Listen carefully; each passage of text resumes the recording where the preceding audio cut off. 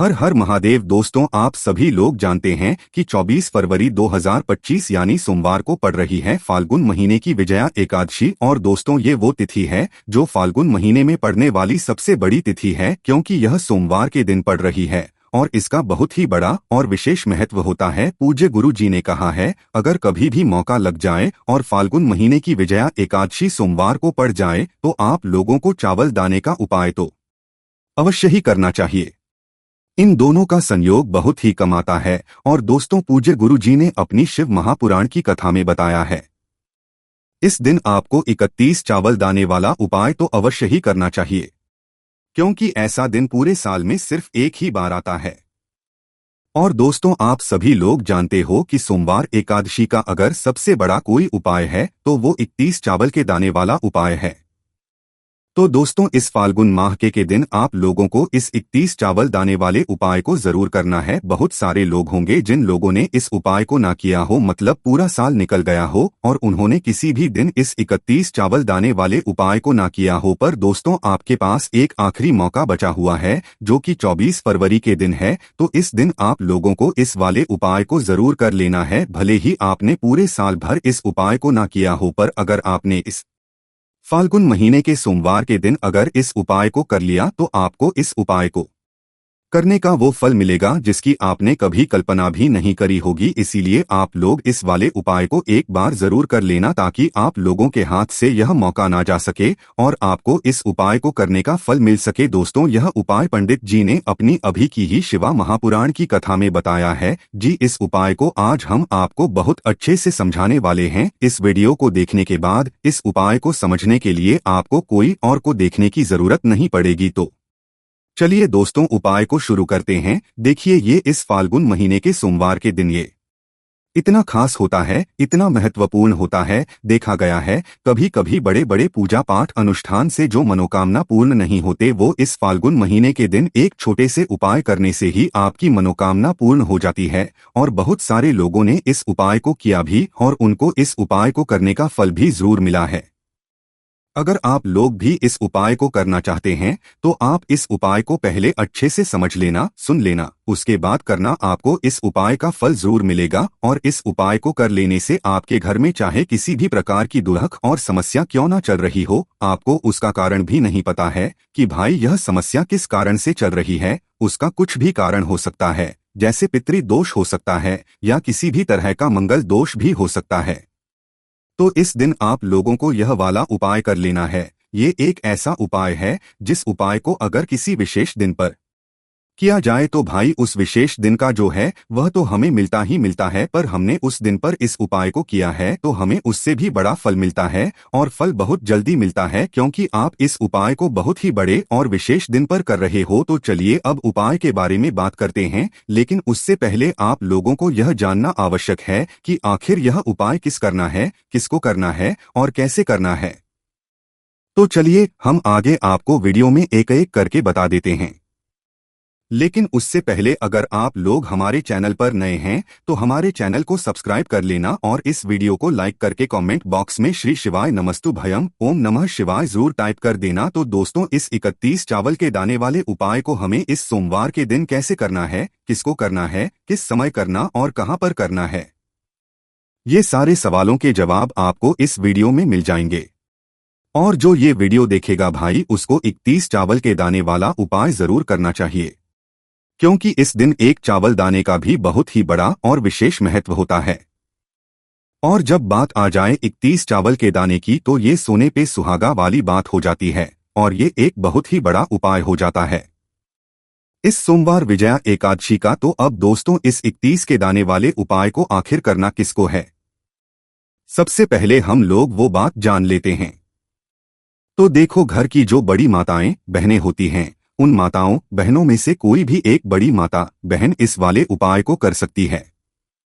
और दोस्तों, अगर आप चाहें तो अपने घर में से सभी सदस्यों को भी इस उपाय को करवा सकते हैं।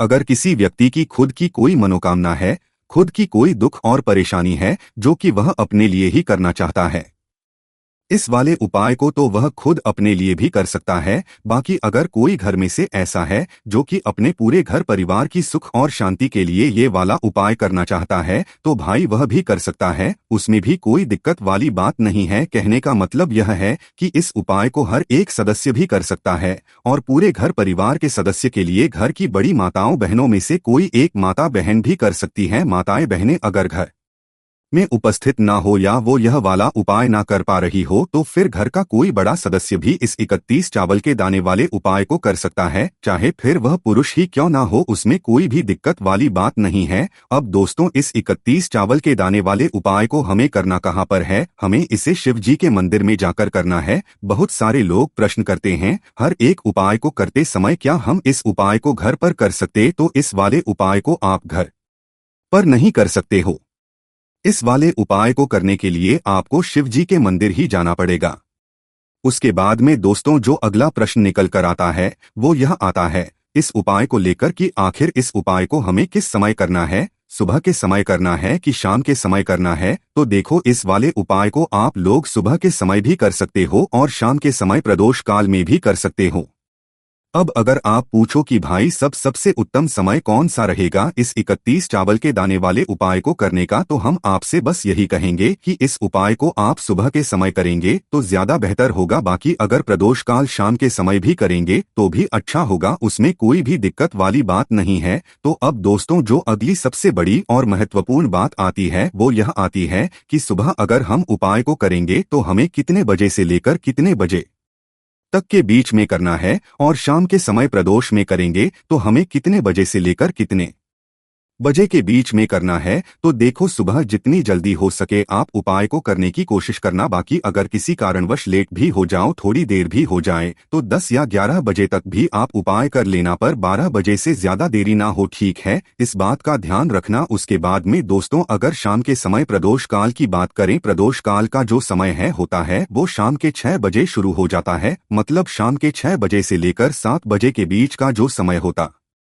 है ये समय प्रदोष काल का समय होता है। पर अभी जो मौसम चल रहा है इस मौसम में जो है शाम बहुत देरी से होती है, तो आप इस उपाय को 7 या 8 बजे के बीच में भी कर सकते हो। मतलब शाम के 6 बजे से रात 8 बजे के बीच में आप कभी भी इस वाले उपाय को कर सकते हो, उसमें कोई भी दिक्कत वाली बात नहीं है। अब दोस्तों यहाँ पर इस उपाय को लेकर एक और सबसे बड़ी बात ये निकल कर आती कि इस 31 चावल के दानों को हमें लेना कहाँ से होता है और हमें इस उपाय को करने के साथ में क्या और कुछ भी सामग्री ऐसी होती है जो शिव जी के मंदिर लेकर जानी पड़ी रहती है। तो देखो यहाँ पर हम आपको बता दें, सबसे पहले आप लोग ये जान लो कि यह जो 31 चावल के दाने वाला उपाय है, सिर्फ और सिर्फ आप उपाय की सामग्री लेकर कभी भी शिव जी के मंदिर मत जाना, क्योंकि हमें भगवान के सामने ये नहीं दर्शाना है कि अगर हम भगव शिव जी के मंदिर आए हैं तो अपने फायदे के लिए आए हैं। तो इसलिए जो भी पूजन सामग्री है, उपाय सामग्री है 31 चावल के दाने, इसके साथ में आपको पूजन सामग्री भी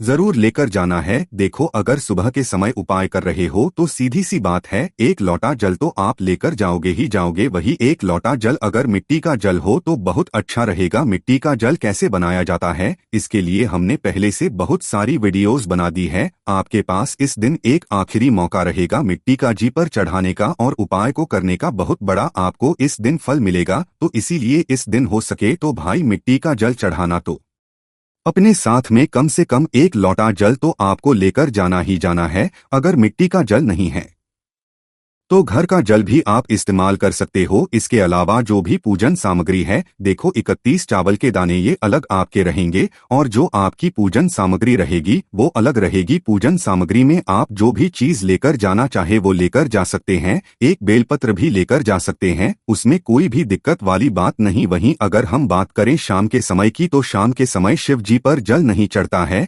इसीलिए शाम के समय आप लोग एक दीपक तैयार कर लें जो कि गोलबत्ती का आटे का शुद्ध देसी गाय का घी का होगा है ना। इस बात का आप लोगों को ध्यान रखना है और इस दीपक को आपको घर से जलाकर नहीं लेकर जाना है, भगवान शिवाजी के मंदिर में जाकर ही जलाना है। इस बात का भी आप लोगों को ध्यान रखना है। अब दोस्तों यहाँ हमें इस बात को समझना है कि यह 31 चावल के दाने हमें लेना कहाँ से है, क्या हमें दुकान से लेकर आना है या हमें अपने घर से लेना है या कहाँ से लेकर आना है और कौन से चावल लेना है, क्योंकि चावल भी बहुत प्रकार के होते हैं। तो देखो इन सभी सवालों के जवाब आप लोग एक बात में सुन लो कि भाई ये जो उपाय है, इस उपाय में आपको ये नहीं देखना है कि भाई कौन से चावल है कौन से चावल नहीं है। बस जो भी चावल ले रहे हो वो चावल का दाना सबूत चाहिए, मतलब साबुत होना चाहिए, टूटा हुआ नहीं होना चाहिए, कटा पीटा नहीं होना चाहिए। ये बात आपको ध्यान रखना है। बाकी आपका चावल बासमती हो या सादा चावल हो या कोई सा भी चावल हो, उसमें कोई भी दिक्कत वाली बात नहीं है।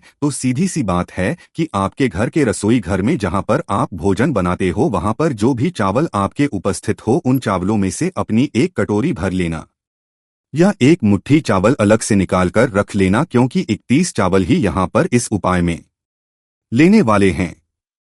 तो हमें यह चावल के दाने गिनकर निकालने पर दे देंगे। इस बात का आप लोगों को ध्यान रखना है। तो अपने उस चावल की कटोरी में से या चावल में से 31 ऐसे चावल के दाने आप लोग निकाल लो जो कि टूटे हुए ना हो, कटे पिटे ना हो, जिनमें कोई दाग ना लगा हुआ हो, है ना। अच्छे साबुत चावल के दाने 31 दाने आप लोग निकाल कर रख लो और इन्हें किसी भी एक कागज की पुड़िया में या किसी छोटी सी कटोरी में आप लोग रख लो, ताकि यह सुरक्षित रहे, आपके एक भी चावल का दाना इधर उधर ना हो और आपका उपाय भी पूरा अच्छे से हो जाए। तो भाई जैसे ही आपका उपाय की जो सामग्री है 21 चावल के दाने ये तैयार हो जाते हैं, उसके बाद में आपको जो भी अपनी पूजन सामग्री है सुबह के समय कर रहे हो तो एक लोटा जल और एक बेलपत्र या पूजन सामग्री जो लेकर जाना चाहो उसकी भी तैयारी कर लेना। और शाम के समय जा रहे हो तो अपना जो दीपक है उसे तैयार कर लेना, ठीक है। और उपाय को करते समय शुद्धता का विशेष रूप से ध्यान रखना, ठीक है। सुबह सुबह स्नान करने के बाद ही उपाय को करने की आप लोग तैयारी करना। उसके बाद अगर शाम के समय की बात करें तो शाम के समय आपको स्नान करने की जरूरत नहीं है, पर शुद्धता का ध्यान रखना है। आपको स्नान तो नहीं करेंगे, आप हाथ मुंह धोकर भी इस वाले उपाय को शाम के समय प्रदोष काल में कर सकते हैं, इसमें कोई वाली बात नहीं है। तो आप अपने उपाय की पूरी सामग्री तैयार करके आपके पास ही में जो आपका शिव मंदिर हो वहां पर पहुंच जाइए। सबसे पहले शिव मंदिर में जाकर आप लोगों को उपाय नहीं करना है, पहले भगवान के दर्शन करना है, भगवान से आशीर्वाद प्राप्त करना है, फिर शिव जी के शिवलिंग के पास में आना है। शिवलिंग के पास में आने के बाद आप जो पूजन सामग्री लेकर आए हुए हैं, जैसे कि सुबह गए हुए होंगे, तो एक लोटा जल और जो भी पूजन सामग्री लेकर आए आप उनसे भगवान शिवजी की पूजन कीजिए। सबसे पहले तो एक लोटा जल ही चढ़ेगा, फिर आपको एक बेलपत्र का जाप करते हुए शिवलिंग पर चढ़ा देना है। उसके बाद में आपकी पूजन सामग्री चढ़ेगी। उसके बाद में अगर दोस्तों शाम के समय अगर आप इस उपाय को कर रहे हो तो अपने साथ में कम से कम एक जो दीपक है गोल बाती का जो आप अपने साथ में लेकर गए हो उस दीपक को मंदिर में जाकर अपनी माचिस से जलाना है और उस दीपक को शिवलिंग के पास में रखना है। इस दीपक को रखने के बाद ही आप लोगों को अपना ये वाला उपाय शुरू करना है और दीपक को ज्यादा पास में मत रखना, वैसे भी गर्मी पड़ रही है, भगवान शिवाजी को आंच नहीं लगनी चाहिए है ना। तो भाई जैसे ही आपकी पूजा अर्चना हो जाती है आप भगवान शिवाजी को प्रसन्न कर लेते हैं। उसके बाद में शिवलिंग के पास ही में आप कहीं पर बैठ जाइए, सामने या आसपास जिस जगह पर आपको बैठना हो वहां पर बैठ जाइए और अपने वह 31 चावल के दाने अपने सामने निकाल कर लीजिए, क्योंकि अब यहाँ पर उपाय को यहाँ पर करने की आपको तैयारी करना है। और इस तरीके से जब आप उपाय करेंगे पूजन सामग्री करने के बाद, पूजन अर्चना करने के बाद, तो आपको उपाय का फल बहुत जल्दी और बहुत बढ़ा होकर मिलेगा। तो अपने 31 चावल के दाने अपने सामने निकाल कर रख लेना और यह जो उपाय है यह आपकी सीधे हाथ की हथेली से होगा, इसलिए इस बात का भी विशेष रूप से ध्यान रखना है। तो सीधे हाथ की हथेली का प्रयोग ही आप लोग अपना इस वाले उपाय को करना। अपने सामने जो भी आपकी कागज की पुड़िया है उसको खोलकर रख लो, या कटोरी है तो भाई उसे अपने सामने रख लो और अपने वह 31 चावल के दाने निकाल लो, ठीक है। उसके बाद में दोस्तों अब आपको क्या करना है कि शिवलिंग आपके सामने होगी, तो आपने वह 21 चावल के दाने एक एक करके जहां पर आपने बेलपत्र चढ़ाया है आपको शिव जी के शिवलिंग के ऊपर चढ़ाना है। कहां पर चढ़ाना है शिवलिंग के ऊपर चढ़ाना है और कहीं पर भी नहीं चढ़ाना है। आपको अपने हथेली से तो शिवलिंग के ऊपर चढ़ाना है, भले ही फिर वो अपने आप जलाधारी पर गिर जाए या मतलब वहीं पर गिर जाए, उसमें कोई दिक्कत वाली बात नहीं है। पर आप चढ़ाओ शिवलिंग के ऊपर ही, तो आपको क्या करना है, अपना पहला चावल का दाना उठाना है, श्री शिवाय नमस्तुभयम बोलना है और शिवलिंग पर चढ़ा देना है। इसी तरीके से दूसरा चावल का दाना उठा है, शिवलिंग पर चढ़ाना है और मंत्र बोल देना है, और फिर तीसरा चावल का दाना उठाना है, श्री शिवाय नमस्तुभयम बोलना है और चढ़ा देना है। इसी प्रकार से आपको पूरे 31 चावल के दाने एक एक करके शिव जी के शिवलिंग के ऊपर चढ़ाना है और भगवान से प्रार्थना करते जाना है। मतलब प्रार्थना तो आपको आखिरी में करना है, पर हर एक चावल के दाने को चढ़ाते समय श्री शिवाय नमस्तुभयम जरूर बोलना है।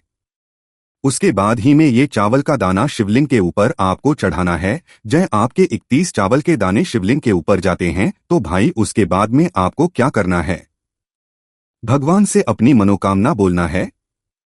मनोकामना भी कब बोलना है, जब आपका 31 चावल का दाना आपके सीधे हाथ की हथेली में हो और आप उसे चढ़ाने के लिए जा रहे हो। श्री शिवाय नमस्तुभयम बोलकर उस आखिरी चावल के दाने को शिवलिंग के ऊपर चढ़ा देना और भगवान से फिर अपनी वह मनोकामना बोल देना, जिस मनोकामना के लिए आप लोग अपना यह वाला उपाय कर रहे हो। जिस भी दुख और परेशानी के लिए आप लोग अपना वाला उपाय कर रहे हो, उसके बाद में जैसे ही आप अपनी मनोकामना बोल देते हो, आपका यह वाला उपाय पूरा हो जाता है। पर दोस्तों, उपाय को करने के बाद आप लोगों को 2 मिनट भगवान शिव जी के मंत्र का जाप जरूर करना है, और मंत्र का जाप करने के बाद भगवान से एक और बार प्रार्थना करना है अपनी मनोकामना के ये या अपनी जो भी दुख और परेशानी है उसके लिए। इसके बाद में आप लोग भगवान को देखकर भगवान से प्रार्थना करके से आशीर्वाद लेकर वहां से उठ सकते हैं और अपने घर पर जा सकते हैं। बस दोस्तों, यहाँ पर ये वाला उपाय पूरा हो जाता है। इस तरीके से जो भी व्यक्ति छोटी छोटी चीजों का ध्यान रखते हुए इस 31 चावल के दाने वाले उपाय को करेगा, निश्चित सी बात है उसे उसकी मनोकामना जल्द ही पूर्ण होगी और जो भी दुख और परेशानी है वो भी बहुत ही जल्दी दूर होंगे। और दोस्तों, अगर आपको हमारी ये वीडियो पसंद आई हो तो हमारे इस वीडियो को लाइक और चैनल को सब्सक्राइब जरूर करें। हर हर महादेव, ओम नमः शिवाय।